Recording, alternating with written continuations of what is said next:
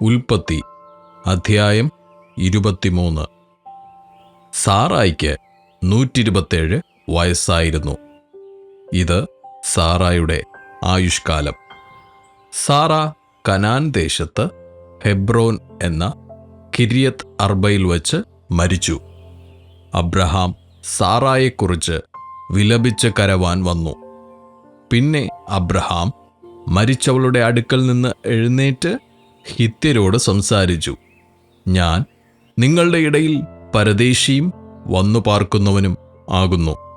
ഞാൻ എൻ്റെ മരിച്ചവളെ കൊണ്ടുപോയി അടക്കേണ്ടതിന് എനിക്ക് നിങ്ങളുടെ ഇടയിൽ ഒരു ശ്മശാന ഭൂമി അവകാശമായി തരുവിൻ എന്ന് പറഞ്ഞു. ഹിത്യർ അബ്രഹാമിനോട്, യജമാനനെ കേട്ടാലും നീ ഞങ്ങളുടെ ഇടയിൽ ദൈവത്തിൻ്റെ ഒരു പ്രഭുവാകുന്നു.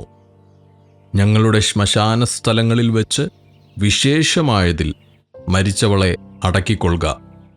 മരിച്ചവളെ അടക്കുവാൻ ഞങ്ങളിലാരും ശ്മശാന സ്ഥലം നിനക്ക് തരാതിരിക്കയില്ല എന്ന് ഉത്തരം പറഞ്ഞു. അപ്പോൾ അബ്രഹാം എഴുന്നേറ്റ് ആ ദേശക്കാരായ ഹിത്യരെ നമസ്കരിച്ച് അവരോട് സംസാരിച്ചു.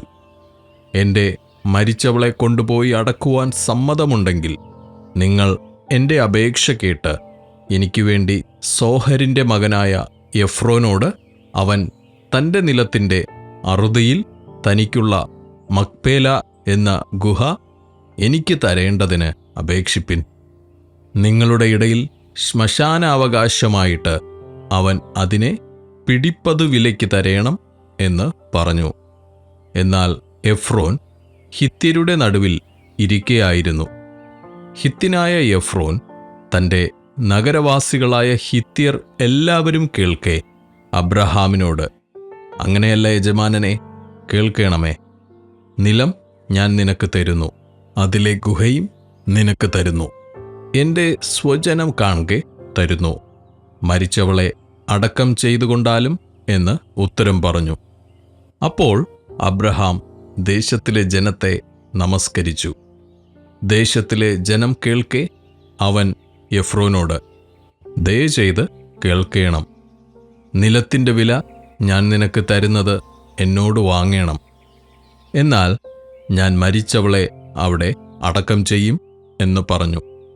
എഫ്രോൻ അബ്രഹാമിനോട്, യജമാനനെ കേട്ടാലും 400 ശേക്കൽ വെള്ളി വിലയുള്ള ഒരു ഭൂമി, അത് എനിക്കും നിനക്കും എന്തുള്ളൂ? മരിച്ചവളെ അടക്കം ചെയ്തുകൊള്ളുക എന്ന് ഉത്തരം പറഞ്ഞു. അബ്രഹാം എഫ്രോന്റെ വാക്ക് സമ്മതിച്ചു. ഹിത്യർ കേൾക്കെ എഫ്രോൻ പറഞ്ഞതുപോലെ കച്ചവടക്കാർക്ക് നടപ്പുള്ള വെള്ളിശേക്കൽ 400 അവന് തൂക്കിക്കൊടുത്തു.